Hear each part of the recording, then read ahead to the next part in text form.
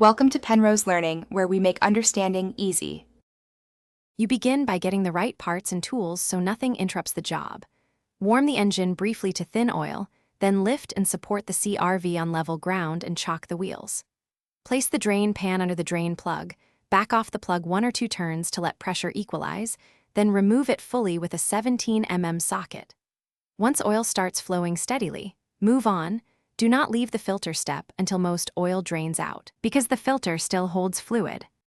Once the oil is draining, position absorbent rags to catch spills and use a filter wrench to break the old filter free. Oil will pour out, so tip it away from threads. Clean the filter mounting surface and inspect for debris or gasket remnants. This prevents leaks. Lightly coat the new filter gasket with fresh oil so it seals and threads smoothly.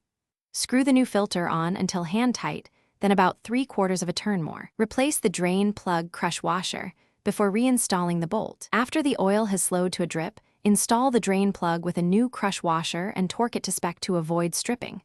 Pour the specified 5 liters of 0W20 through the filler using a funnel, then start the engine for about 30 to 60 seconds to circulate oil.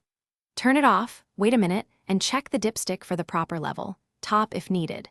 Inspect under the car for leaks.